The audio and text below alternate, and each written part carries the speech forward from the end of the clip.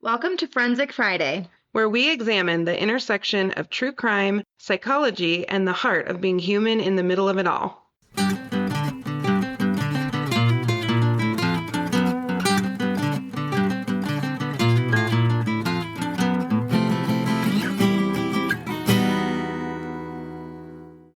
Okay, so here's the thing.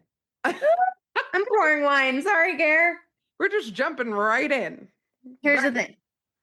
I have a system, but my system fails when our work system fails. Our system cannot be only electronic right now. There's just too much happening in different systems. Well, you're correct. So here's what happens. Uh-oh. I have to tell you. Did you get triple booked? I've never more than triple booked, but I have triple booked before. No. So I had a panic moment on Thursday because I normally have a 10 a.m. at least, maybe a 9, right? But Right. 9 is like, I usually know for a fact if I have a 9 or not because I don't like to have a 9. I know. So I did not have a 10, but what Theranos has been doing Yeah. is archiving some of my clients. Why is it doing that? I figured it out. I'll tell you why after. Oh, okay. And I was like, I don't know if I have a 10 a.m. So people kept getting archived in my caseload. Oh, no. Then I wouldn't remember in my baby mom brain That they were on your calendar. that I had someone because they weren't I have a system and my system works until it doesn't work. Yeah. Welcome to my world. Back in the day, I would just let life happen to me for 12 hours. If I forgot my notebook. So Yes. if I forgot my notebook, and John Haig and I both had notebooks. Yeah. And it's like hieroglyphics. There's nothing confidential in these notebooks. It's literally code.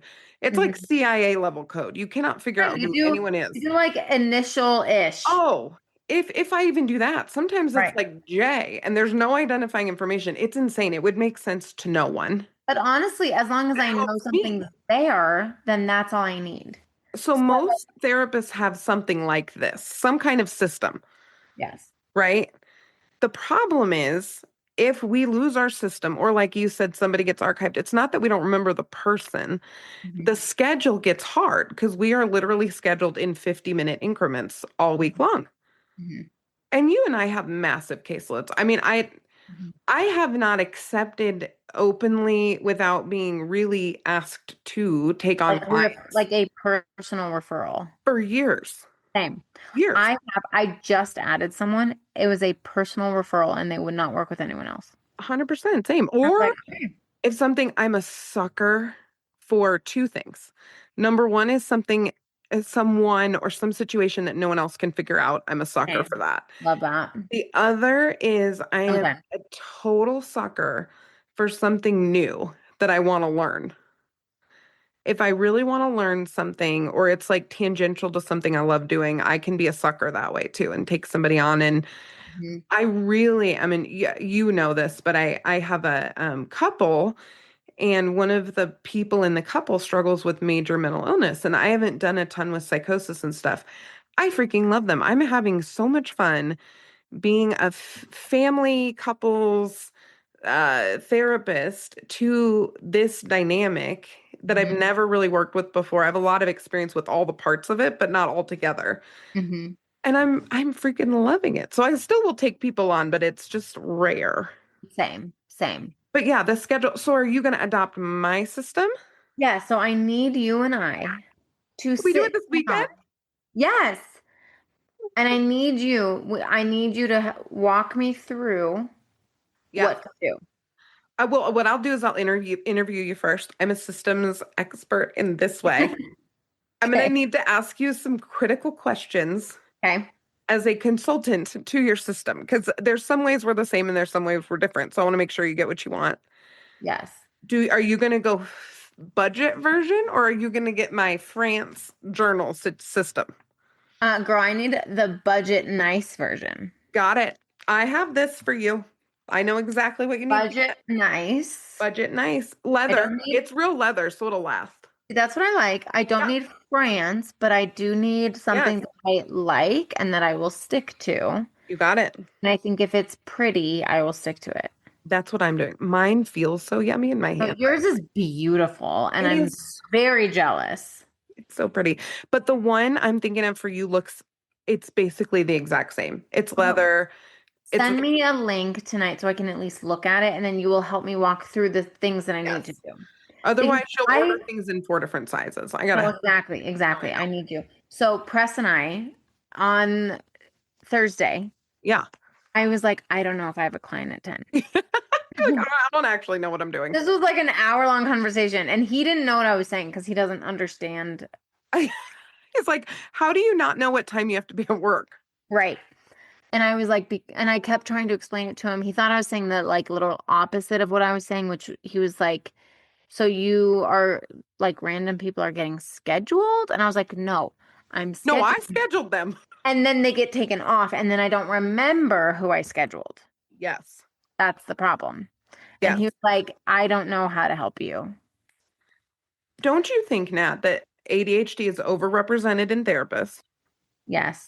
So we can remember, I can remember really obscure details about all of my clients for Oh, yeah, same. years. Same. Or when people walk in that we've known in the past, we immediately know them and can remember their story. You can remember Yeah. hilarious stories, all kinds of things.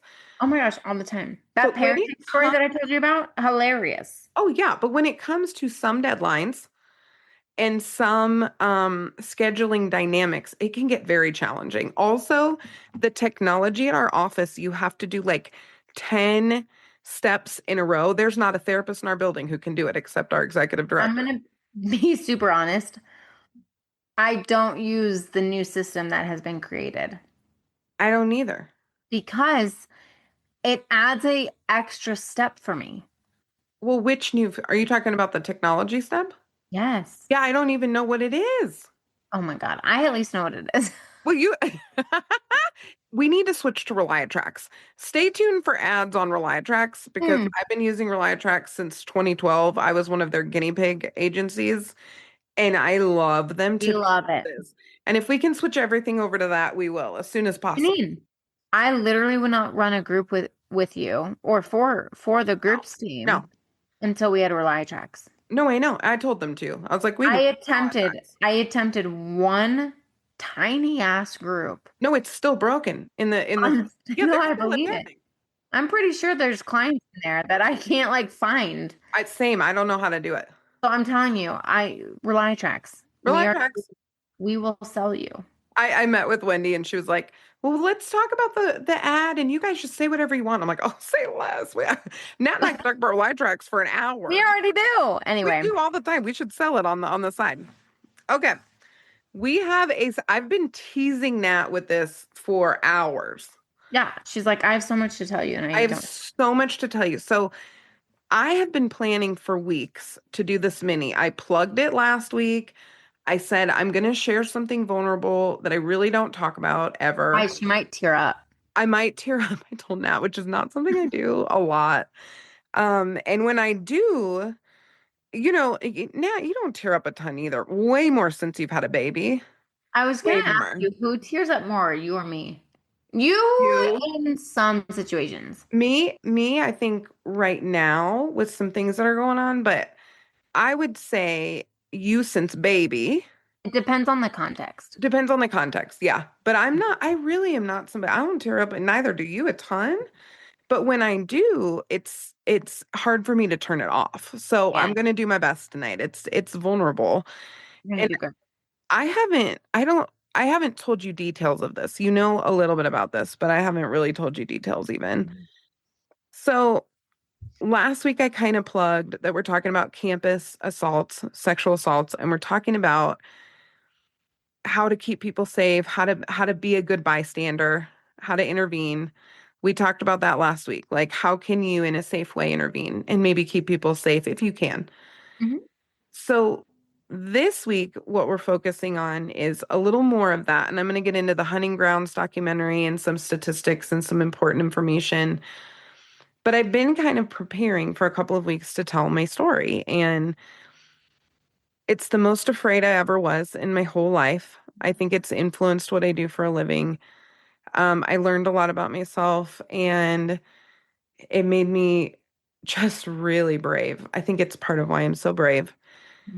But I had an experience today that blew my mind and really confirmed that I need to do this tonight. So Mhm. buckle up. I'm already a little teary. It's going to be fine. Today? Today. Girl, I know. how did you go a whole day without telling me this? It was so hard. I have my phone. I literally, this is so funny.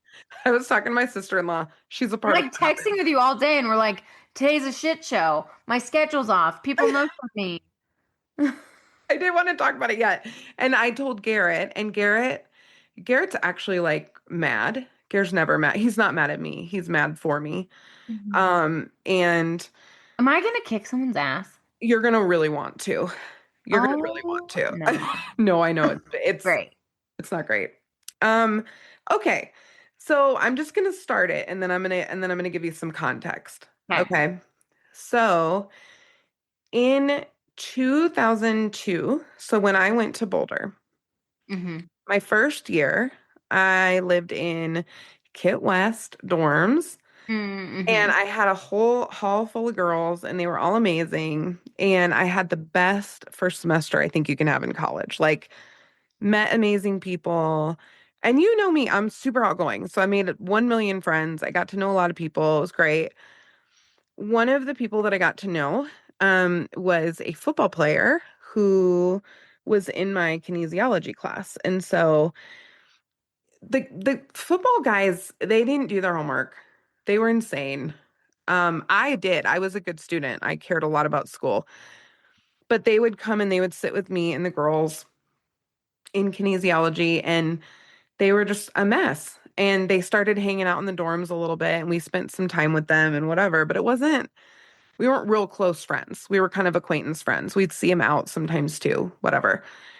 I also knew some other football players who were involved in some campus ministry stuff and whatever, and they were wonderful. So Joel Klatt was one of those people, and JJ Billingsley was one of those people, and these were like good men. I've never heard anything bad about those two men, Mm-hmm. but they were on a team that had quite a reputation.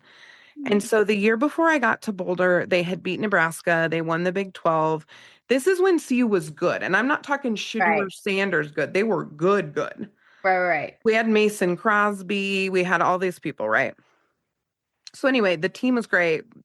And there was some controversy going into my freshman year because the team, all I knew was there was some crap going on with the football team. But I didn't really know any specifics. But it was a little bit of buzz. And Coach Barnett was a coach, Gary Barnett. And so anyway, that was kind of in the backdrop. And I went to every game. So Mm-hmm. fun, but I was not a fangirl football girl, but I just love football and I went to the games and whatever. Okay. Thanksgiving week. I was in state, so I didn't go home as early as some of the out of state girls. Mm-hmm. And it was before we had like a week off for Thanksgiving. So I think I had not a final, midterm, like Tuesday. Mm-hmm. And I was packing up to go home probably Wednesday. And Mm-hmm. you know me, I'm the world's worst packer. So it was like probably very stressful. I don't remember all Right. the details. You're hilarious at packing. Oh my God, I can't pack. I I can't. remember, I'll never forget this, going to CrimeCon Oh, in Denver, also Vegas. Anyway, oh, um, so excited. oh, yes. I go out, you're still in the office. I go out, Oh, and Gear's like, I got this. I look at your car. mm, I'm like, let me help. mm. Anyway, continue. World's worst packer. You're not wrong. So I'm in my dorm room and there's one other girl on my floor who's even there. Everyone has left. Everyone Okay. has left. And the girl down the hall, one of my buds, she was packing up. She's also local. So I'm packing, I'm watching a movie, I'm cleaning the room. I'm like kind of, doing whatever. Yeah. And I'm not going to tell you what movie I was watching because it's hilarious given the circumstance. But I was watching a movie and all of a sudden this big football player Hmm. who I had hung out with a little bit shows up in my doorway. Mm. And he's like leaning on my door and he starts talking to me. And I was like, hey. And he sees what I'm watching, which was funny. And he comes in and he just like sits down and starts watching this movie with me. I didn't think much of it. At first I was sitting at my desk and I was Right. I was just doing some stuff and you probably making a list or whatever. Sure. Well, he's not leaving and I'm kind of like, yeah, I'm packing up. I'm leaving here in a few minutes, blah blah blah. And I'm not, Right. nothing is super alert yet, but I'm starting to feel a little bit off. Hmm. Well, he starts saying sexual things. He starts saying things that are inappropriate, but it was like really innocent at first. It was just he was like asking about Thanksgiving, whatever, and then he started like saying things, really intense things, and kind of propositioning me in a way and starting to do that. Well, I'm like, hey man, like I'm leaving in a little bit. And my nervous system starts getting engaged because he's huge. I mean, he was the whole doorway. Right. And I don't get intimidated super easy, but I wasn't then who I am now, Well, and you know, also, even regardless, like you're by yourself. completely by myself. There's not a lot of people around. Mm-mm. No, and it was getting to be evening time. It was dark outside. Hmm. And it's this time of year. And you know what's weird? I realized today I feel a little weird this time of year. And I Mm-hmm. don't know why, but then today I was like, oh my God, I think this is Yeah. why. Yeah. But I haven't made that connection because I've forced this into a little box. So anyway, I'm building all the suspense for not no good reason. So I do all the things that they kind of tell you to do. Like I'm trying to project confidence. I'm keeping some distance. I go down the hall and I tell my friend, I said, hey, I'm trying to get the last of my stuff together.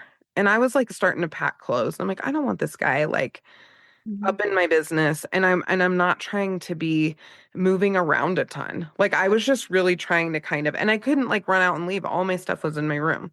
Hmm. And the RAs weren't around. There was no one around. It was like police or nothing. That's So, great. and I have no reason to involve police at this point. He just was kind of hanging in my room. So I go down the hall and I talk to my friend for a minute and I said, hey, the student's in my room. And she's like, well, did he like threaten you? And I'm like, no, but I don't feel like I can get him out. Right. I've been hinting. I told him, hey, I'm leaving in an hour. I really got to focus on packing. He's not moving and he's huge. And the more I was kind of trying to indicate that he needed to leave, the weirder the stuff was that he was saying. And I was just starting to get really uncomfortable. Mhm. So I said, can you just come hang out for a few minutes? And maybe he'll just get the hint and leave. If he knows there's not anything that's going to happen, maybe he'll just go. Right. She comes. She did not understand the assignment. Oh no. Girl, She girl comes, talk. she hangs out for not even 20 minutes.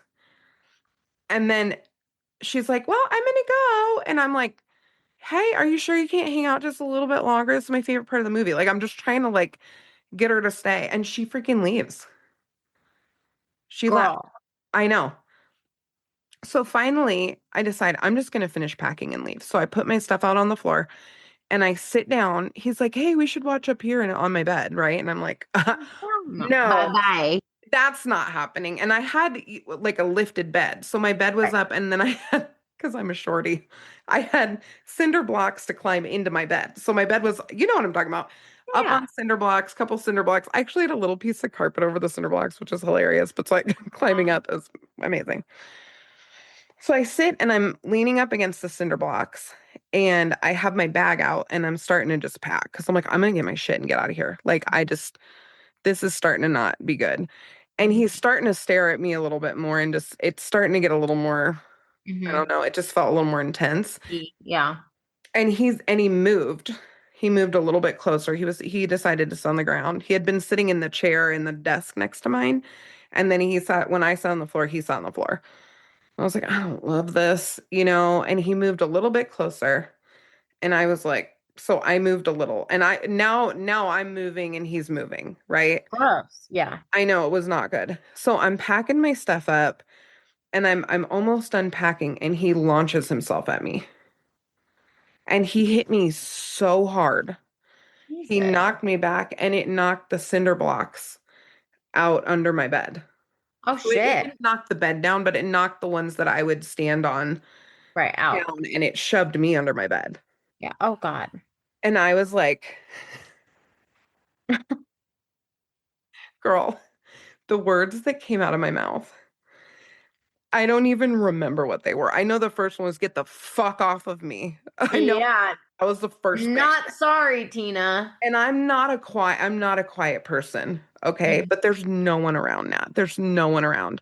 No Mhm. one comes and I'm yelling and my door's open and I'm yelling in his face, yelling. I've never gotten up so fast in my life. Mhm. I can't remember how he got out of my room. What I know is he left my room Mhm. and I started yelling. I know that. Mhm. And I know that I packed my stuff and I drove home and I didn't tell anyone. Mhm. I didn't tell anyone. I went straight home to my parents. I'm so close to my parents. I didn't tell a soul. Why didn't you tell him? I don't know. Mm. I but then Shame? but then I think I know why now. I told them eventually, maybe a few months later, but there Mm. was the backdrop with the football team, which I'm going to get into in a minute, was part of why I didn't do anything with it. Mm. So this afternoon, I'm talking to my sister-in-law, Mhm. right? And I'm telling her about this episode that we're doing and how I'm feeling about it. And I hadn't told her what happened to me, so I kind of explained it to her. And I said, it's just it was a football player and I didn't want to get tangled up in this thing. And she goes, "Oh my God, the closest I've ever come to being attacked was a football player at CU." And I was like, "Oh, and so as I'm talking about the situation, I say his name. And she says his name. She goes, "You're kidding." And I said, "No." She was attacked by the same man 5 years later. How? 5 years later. So what Was he still happened? there? No. So he was the same year as me in Mhm. school. He was drafted into the NFL. He did play in the NFL. Mhm. Caitlin's 4 years younger than me. Caitlin was a CU cheerleader for 4 years. Well, yeah, Caitlin and I are the same year. Yes. So Caitlin was a cheerleader. Mhm. He went into the NFL, got injured, came back for a homecoming weekend game. Mhm. And because he was injured and he's big man on campus, and he was kind of that way when I was in school. He was not Mhm. a star. Okay, I want to get this clear. You fucking jackass. Like part of me is I'm not sure I won't say his name because you know what? I have every right. It's my lived experience. Mhm. But Mhm. he better I might do something with it. We'll see. Um Allegedly. I don't even give a shit. Honestly, like I might go on Oh, record with it here's the anyway. thing. My opinion's full send it. No. I want you to, I'm I gonna don't, fucking hunt you down now. I'm gonna tell you why. Because I'm not gonna kill you. That I'm oh my not gonna God. do. But I'm gonna put you in a position you're not gonna be real happy about, probably Mhm. in the legal sense. Okay. Because here's what happened to my sister, and she gave me full permission to share this. Okay. Caitlin, we love you. I know. And And Garrett, little baby. Our babies need to hang out. I know. Well, they would be buddies for sure, because their baby's the best. Okay, Yes. so my sister was a cheerleader at Boulder. Mhm. So this was like the thing that happened to me was in 2002-ish. The thing that happened to her was like in 2006-ish. Okay. 2006, 2000. It might have even been like 2007-ish. Yeah. Okay. So he was home for the weekend. He'd been injured in the NFL.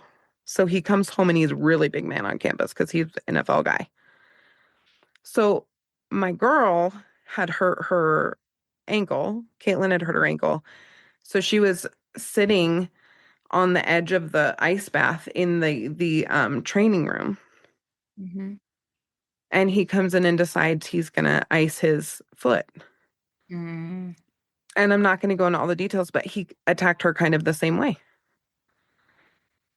What a dick. And she screamed.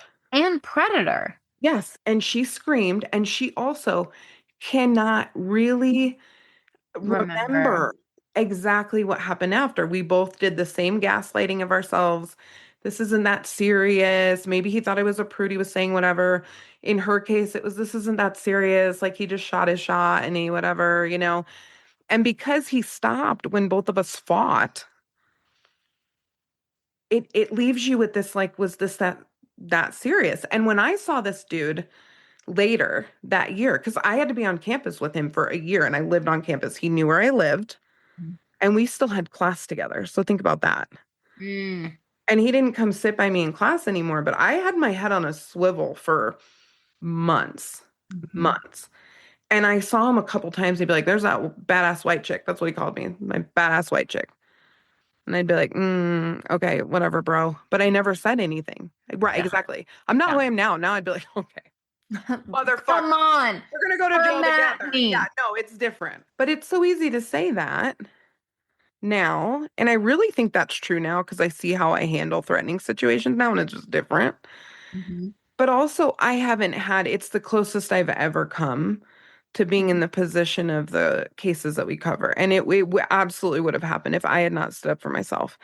And if my sister had not screamed, she would have been hurt. I really believe that. And not only that, it really fucks with me that I didn't report it because of this thing that was going on in the background with the football team, because he could have hurt her. Yeah. And I knew about him all Mm. those years before. So crazy it was the same person. And I love her. And when she told me that, then I've You'd be always mad. been like, he's kind of a bad dude, whatever. When I heard that he messed with her, I was like, I'm gonna nail him to the wall. He'll never have sex again, Mhm. ever, for the rest of his life. Mhm. I will go on every channel, like, what do I need to do? Mhm. But the truth is, no one would have believed me. No one would have believed me, and I would have been tortured like all of these women at these schools that we're going to talk about tonight. Yeah. So that was the most insane Yeah. thing. And the weirdest part is my mom. So Tina was sitting there listening to us talk. Mm. And Tina was like, her eyes got real big because I've told her about it. One of the things that they told me, it was actually, honestly, I think it was my mom and my dad. And this was fair wisdom at the time because I hadn't shared with them the extent of what happened. Mhm. They were kind of like, you don't want to get tangled up in this whole thing that's happening because it was so bad. Mhm. And I'll get into that in a sec, but they didn't know the full extent of it, but they discouraged Mhm. reporting, not because they didn't believe me, but because they didn't want me to get tangled up in this. I would have Right. had to leave Boulder. Yeah. If I'd reported, I would have had to drop out of school and everything. It would have been Really just a awful. whole thing. Yeah. It's And just really unfortunate that that's how it ends up for the women. oh, absolutely. Like I told you briefly, I think I did the example at my work when someone reported Oh, some and they got fired. in management and they did a whole investigation and then it was the woman who got fired. Yep.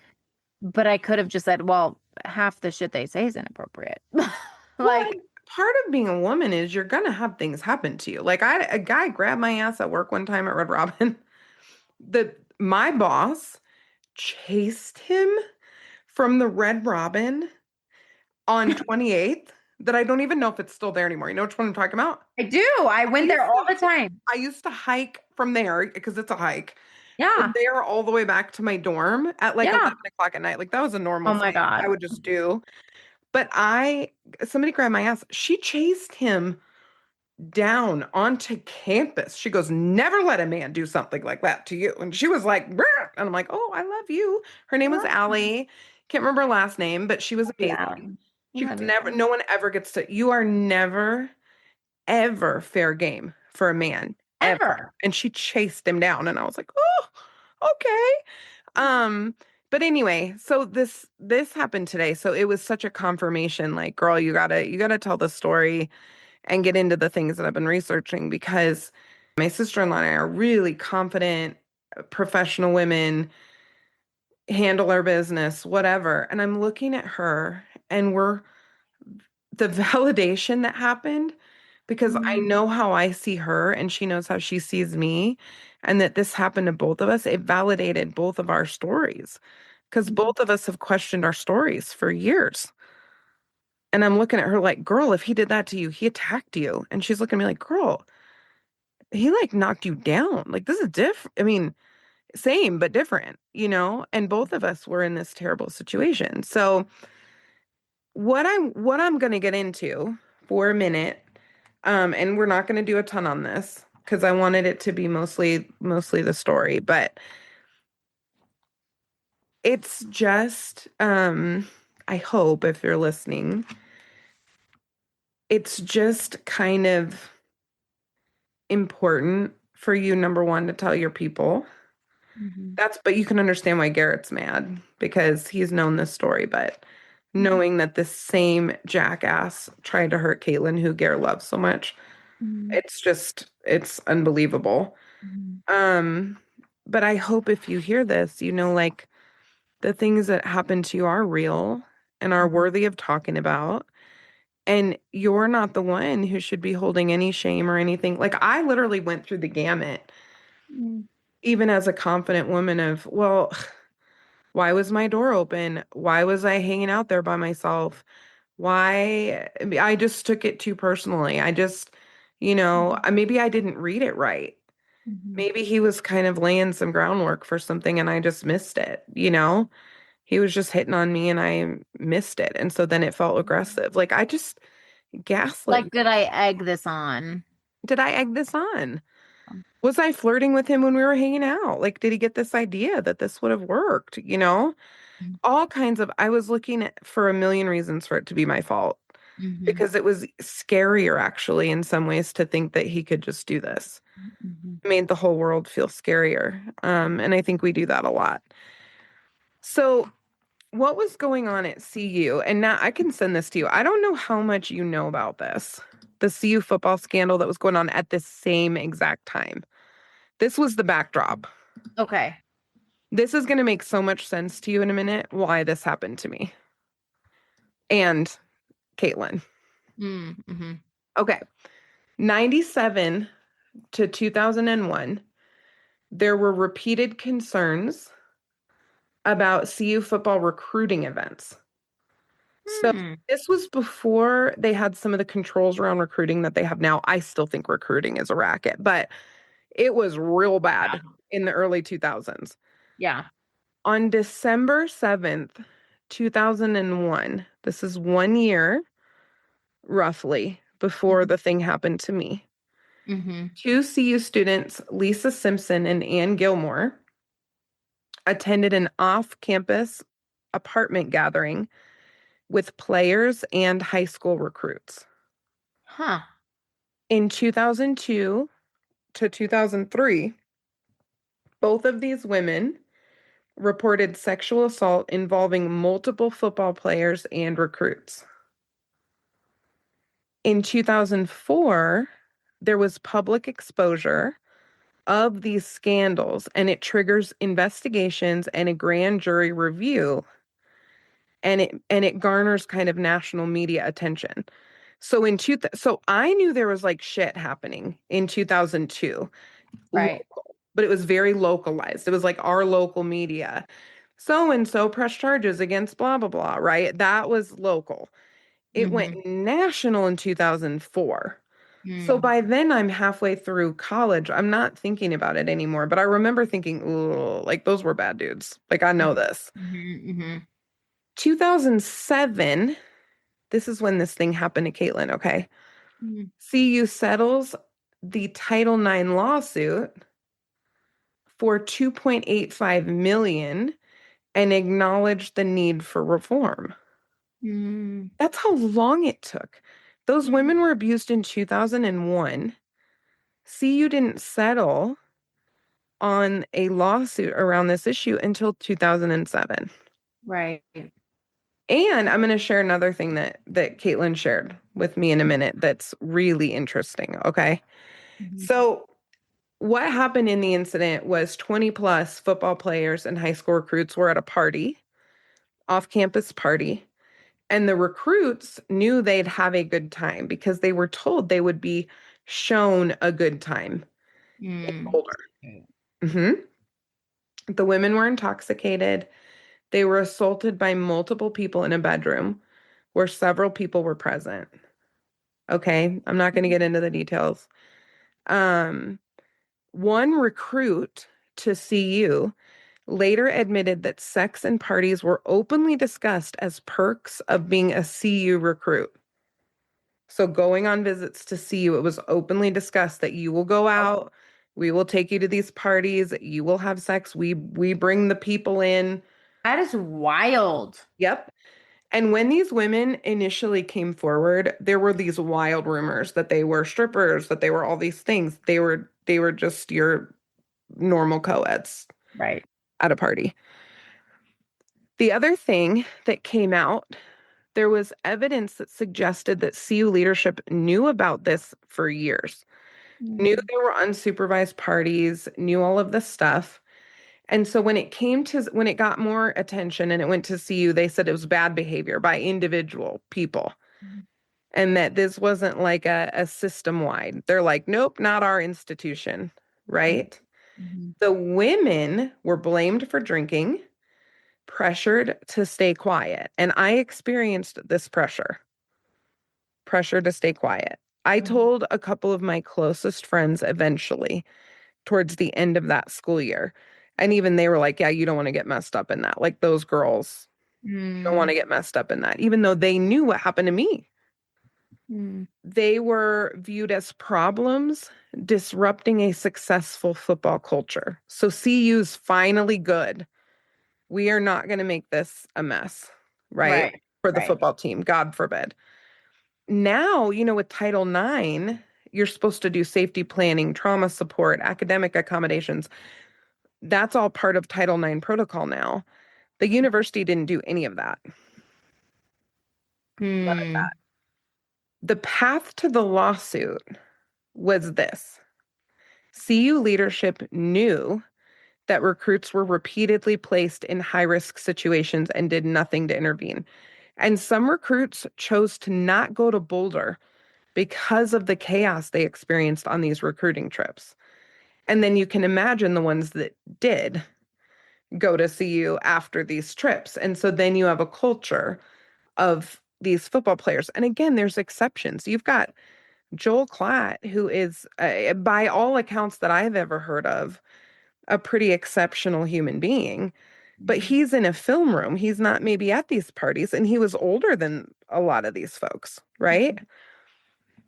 They had prior notice of the sexual misconduct. They failed to supervise the players or hosts that had these recruits come. How dumb is it to have a 20-year-old football player hosting 17 and 8-year-old recruits? That's the stupidest thing of all time. Terrible. Like, what do you think is going to happen?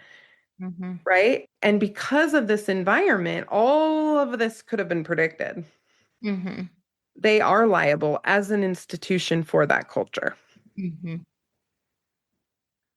So I want to pick your brain a little bit about what you're thinking, hearing my story and knowing this kind of backdrop. Mm. Because one of the things Caitlin told me was as a cheerleader, like 90% of her job was really to be an athlete. Mm. Now, the cheerleaders were not given a lot of perks. They didn't have scholarships.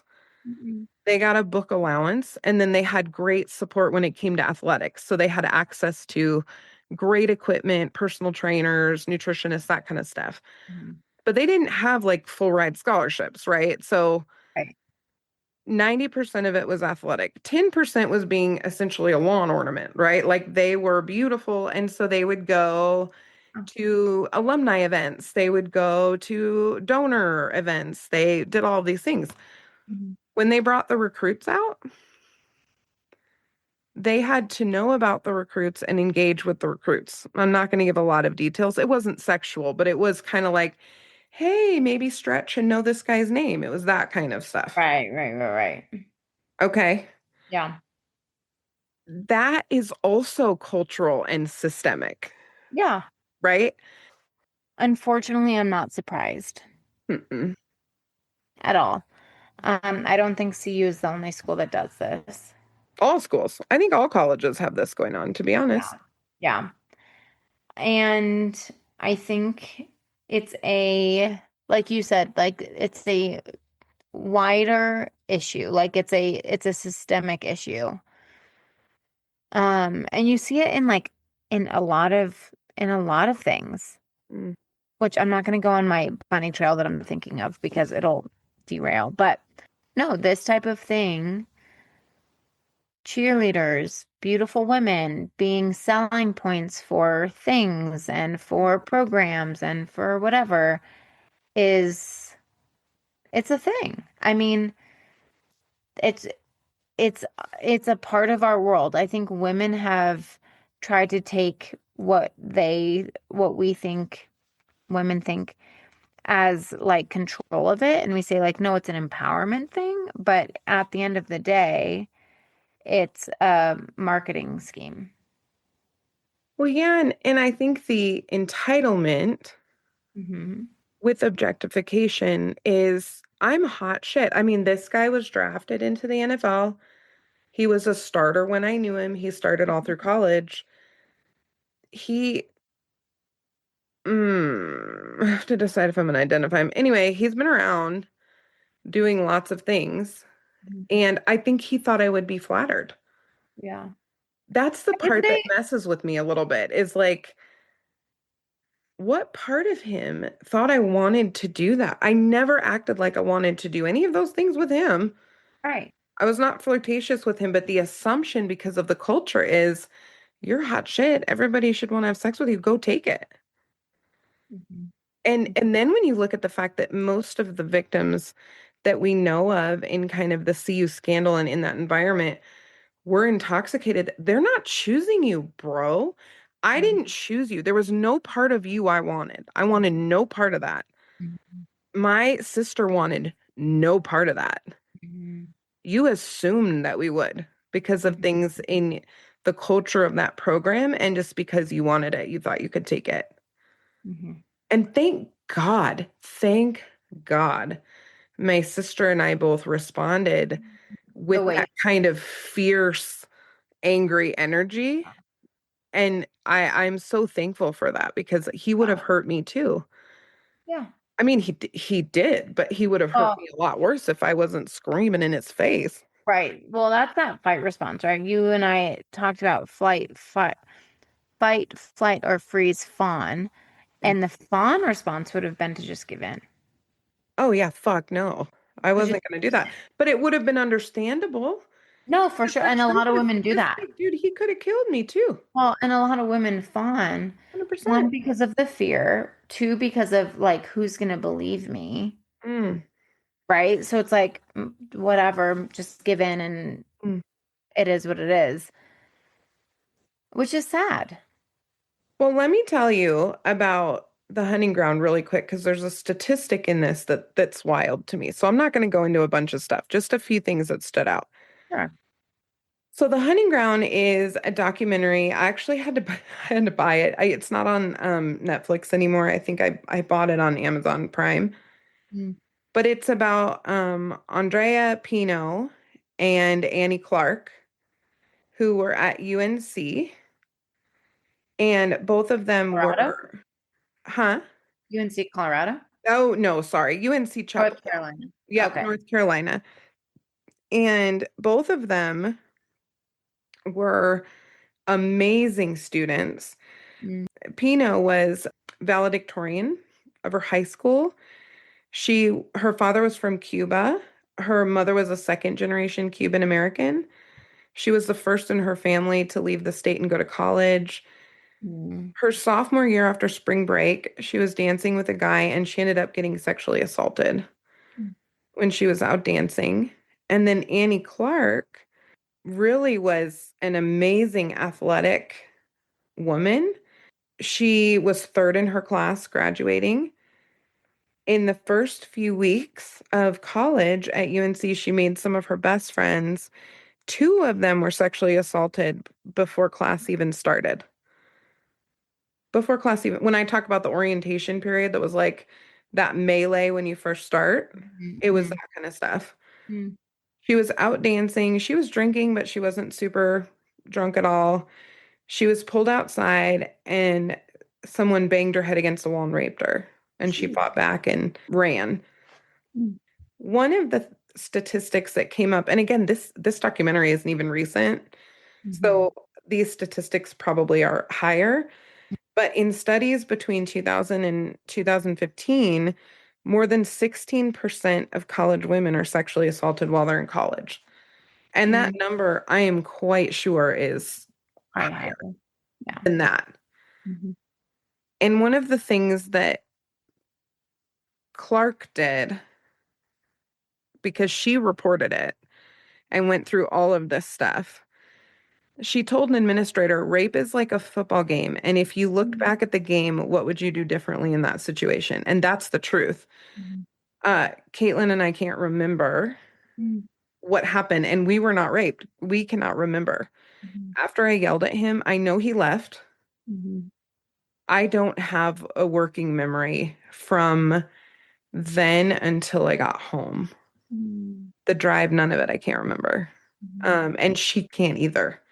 She doesn't remember how it ended. She doesn't remember, she knows where it stopped, but she doesn't remember how it ended, like when he left or what that looked like, or which is, that's a crazy feeling. If you've never had that feeling, that's a crazy feeling. And I'm the least dissociative person on earth. You know this. I can't Right. check out for fun. I can't check out Right. ever. Right. So it's weird. Right. Um, when Clark went to the school, she was lectured about drinking. They even did ask her what she was wearing. 88% of women sexually assaulted on campus don't report. Mhm. But in 2012, 45% of colleges reported zero sexual assaults. Can you imagine? Half the Mhm. colleges out there don't have a single assault. I went to a school of 40 to 50,000 kids, people, Mhm. Mhm. and me and my sister get assaulted by the same human Mhm. 5 years apart, Mhm. but 45% of schools don't have any sexual assaults. Mhm. Like, get real. No, I know. And they do that because they want it to be safe. It's a PR nightmare if Mhm. parents think they're sending their daughters into an unsafe situation. So we have to make it sound really safe. Mhm. And one of the most terrifying things, honestly, because I'm not going to go into all of their cases, you guys can watch it. Mhm. It's all the schools. It's Yale, Harvard, Stanford. I mean, it's everyone. Ah. It's every school. And when we get into false reporting, which our Friday case is pretty Mm. controversial, but false reporting is like 2 to 8%. Yeah, it's not very high. 2 to 8% at the most. Mhm. 8% at the most. And it's been stable all these years. When they do the stats on that, it stays pretty stable. It is not the majority. People think it's way higher than it is. Mhm. Who wants to go report that? Not many people. That's awful. Yeah. It's an awful thing. And then to sit there and talk about it and be questioned and all of it, Mhm. crazy. Mhm. So one of the things that the documentary gets into is what they do with these people. And Mhm. a lot of times they don't get expelled or suspended, let alone have criminal charges. Mhm. The administration buries it. Sometimes they let them finish out their season, right? Or we get through the NCAA tournament or whatever, and then maybe they get expelled or suspended. Many of them were suspended for like one day, A week, yeah. a week, whatever. This is the one that sent me, Nat. You ready? Mhm. Less than 8% of men in college commit more than 90% of sexual assaults. I believe that. Repeat offenders. That's what it No, I tells know. us. Yeah. So when you get, I'm sorry, Tina, you know We what? love Tina, you. I'm going to tell you of all of the episodes Oh, we've done, Tina's big man. Here's the and thing, we're going to Tina, curse on Tina thinks he's a motherfucker too. I gotta tell you, Mm-hmm. I'm not gonna out anything. Mm. Tina texted me the Mm. F word, Oh, she did. and it was money. Chef's kiss. Mwah. Mwah. It was the right thing in the right moment. Tina said the thing, and I said, Tina, I'm in love with you. Yes, we love Tina. Tina gets it when it's Yes. meant, Mm. you know? Profanity saved me. Mm-hmm. That's the truth. Me being mad and yelling words that I didn't even know went together got Hmm. him out of my room Yeah, bye-bye. at the end of the day. Bye-bye. Sometimes it's appropriate. It's appropriate in this case. If Mm. we have 90% of sexual assaults being committed by this less than 8% of men, Mhm. we have repeat offenders. That Mhm. this fucking man, Mhm. boy, Mhm. would do his little loop in the dorm, come to someone vulnerable, Mhm. right? He didn't text me. He didn't even know I was hanging out. He was like looking. When he attacked my sister, she was in a terribly vulnerable position. Everyone had left the building. They even had turned some of the lights off. He's a Mm. predator. He's going to find an opportunity. There are hundreds of women, I am sure, that Yeah. this man has hurt. And he Yeah. will likely not hear this, but if he does, fuck you. You're a fucker. Yeah, fuck right off. Mhm. Fuck you. Mhm. I'm glad you're playing, in the Canadian Football League, you motherfucker, and you're like 40 years old. So whatever. So Canadian, meh. Somebody hold up a sign that says rapist if we put the team on instead, which we might. You never know. Well, Here's what I've learned. When I'm watching okay, first of all, it's a PR nightmare. Come at me, bro. I'm a fair. DV therapist. I'm 42. Like, let's go, you Let's know? go. But when I was watching The Hunting Grounds, I still tell everyone you're 40. I know. I love that. Keep telling them I'll be 40 I until I'm will. 50. It's How fine. about that? And then I'll be proud to be 50. Perfect. Here's the thing. When I was watching this show, one of the gals had an allegation against Jameis Winston, who was the quarterback for Florida State the year they won the national championship and he won the Heisman. Mm-hmm. That school did nothing. Did nothing. Nothing. Fascinating. She's so credible. Everything she said made sense. Mm. And she was demonized by the university, by her fellow students. Everyone wanted her to leave school. This was all her problem. All Mm. her problem. And it was Jameis Winston. She didn't know who he was Mm. until she went into a class. She reported this. She goes into a class after a break. He's in her class. And they did Mm. attendance and she sees him and that's how she found out his name. Mm. Now, in her situation, she was at a party. She thought it was a party. It ended up being mostly just her Mhm. and a bunch of dudes. And according to her, he raped her. She reported it right away. Good She for got a her. rape kit done, everything. Good They for her. wouldn't DNA test him. The police refused to test him. The police chief was a massive FSU fan What a dick. and an athletic donor. They didn't look into it at all. Mm. Mm. Uh-huh. And because he was so important to that season, they delayed, and then they really never super prosecuted him. Mm. Victim dropped out of school, takes off, that's what happens. Yeah, of course. Less than 4% of college men are student athletes, but they commit more than 19% of reported college sexual assaults. Mm. That's from 93 and 95. It's likely higher now, and now we're paying them. And listen, I'm not all against that. Like, it's fine if you want to pay your players, but my guess is they have even more power now. When you are paying University of Michigan, their quarterback, I mean, I think it was $10 million in NIL deals to play. Mhm. The school doesn't want that to not work. That's quite an investment in a player. Mhm. It's more than the NFL invests at times. Mhm. Now, my precious University of Michigan that I love so much had this dumbass kicker Mhm. named Brendan Gibbons. Okay. And there was a whole scandal that came out about them. And I was pissed. Everybody involved, I can't, like, whatever. You know who you are, Taylor Luan, et cetera, et cetera. Like, there was something very bad that happened. Michigan buried it. Yeah. no school is exempt from doing this.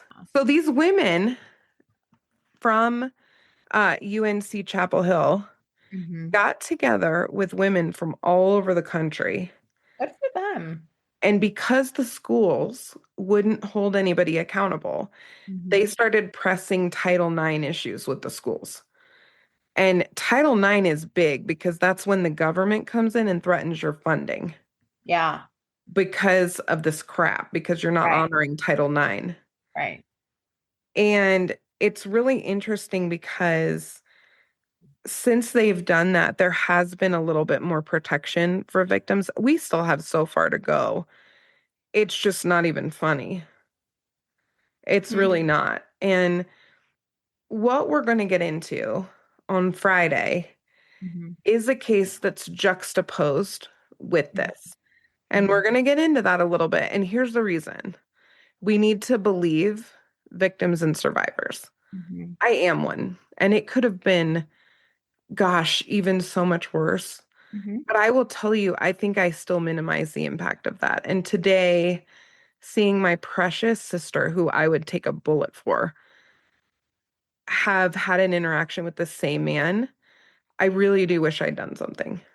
Yeah. I wish I'd done something. Mm-hmm. And you know what? It is what it is. I'm gonna figure out what that looks like now, but I wish I'd done something. The other thing is the allegedlys, the all of that. This is why this is such a thing, and it's why Nat and I put it on a hat, and it's why it is the lightning rod term because it's allegedly until it's proven. What we do with that in the real world is so complicated. So me Mm-hmm. saying this to you guys, you can believe me or not. It doesn't matter. I have a right to tell my story. 100%. Is it allegedly? But is it allegedly to everybody but me? Yeah.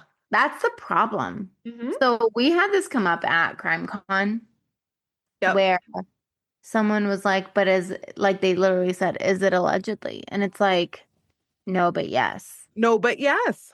No, but yes. Because I'm, innocent until proven guilty. And that's like the crappy thing, right? And Yes. we can't like pick and choose who that's for. That's exactly right. And that's the problem, right? So like, and I don't want to necessarily say who mentioned this because I respect them a lot, but they were like, they said you should put not allegedly, and I was like, Mm-mm. you can't do that. No. That's why literally Jeannine's sitting here, and I'm gonna be honest, you guys, Jeannine's sitting here wanting to out this guy, and I'm like, do it, girl, like full fucking send it. And Oh yeah. also Hmm. allegedly, right? Hmm. That's the shitty thing. I Like, know. I of course believe you. I of course believe Caitlin. After we sign off, I'm going to tell you about a story, which I will never share on the podcast. Hmm. If it But involves this guy, we're gonna go find him though. I'm telling you right now. it doesn't involve this Road guy. trip. It doesn't. Actually involves the Citizen's arrest. right. It involves the Greek system. I can believe that. Yeah, no, my story involves the Greek system. Yep. But I'm sitting here and I'm like, yeah, full send it, say the dude's name, but also like allegedly because He has a right to defend himself. yeah, That's the shitty thing, yeah. And the story that we're going to share on Friday, I really hope you all listen to, and it is hard to listen to Hmm. because it talks about the reason that we need to have critical thinking. We need really good law enforcement. We need really, really, really good accountability for offenders. Hmm. And also, it is allegedly until proven guilty for a reason. Hmm. And we're going to get into that a little bit on Friday. So, allegedly, not allegedly. And it is a lightning rod term, which is why we use it, Hmm. you know? But in my case, I know it's not allegedly, No, but yeah. it's allegedly the minute you put it in the public sphere. And it's why Nat and I have to be so careful and say it so much. Hmm. We have very strong opinions about some of the cases that we share, but unless they've pled guilty or gone through the legal system, they are entitled to an allegedly, just like I would be, Yep. even if it sucks. Yep. Well, I love you guys. Thanks for listening to my story. Well, and Jeannine, thank you for sharing your story. It's vulnerable and scary to share Oh, stuff like that. But yucky. also, I think you and Caitlin and Caitlin's willingness for you to share some of her story because it's a big deal and we need to know about these things because this is what helps keep us safe and it can help create in the future green dots from our previous episode. Well, and it reduces shame. It just reduces shame when we use our voice. And that was the thing that was wild, is this thing happened when I was 18 years old, Mm-hmm. right? 18 Mm-hmm. years old. Mm-hmm. And I'm looking at my sister, and our eyes are bugging out of our heads, and my mom's eyes are bugging out of her head, and we're looking at each other. It was healing and so sad to know that that happened to my sister. And I think it was the same for her to hear that from me. And if we'd never talked about this, like there's a piece for me of closure in her sharing. And in me sharing, we never would have had this conversation ever. And I love her. We talk about all kinds of things. Mm-hmm. But it took me being willing to prep this episode and run it by her for us to even discover this. That out of 40, 50,000 people, 4 or 5 years apart, the same jackass tried something on both of us. It's nuts. That's crazy. Oh, That's it's crazy. no, it's crazy. And I did not know. I shit you not, Natalie. I believe you. You I would have didn't. told me by now. Oh my gosh, I didn't know. I would have told you if it was any earlier than 2 o'clock today. It was like 2 o'clock, 2:30. Yeah. And I was like, I think I can hold off till we record, but it's insane. And so you got to talk about this stuff, get into therapy, talk in groups.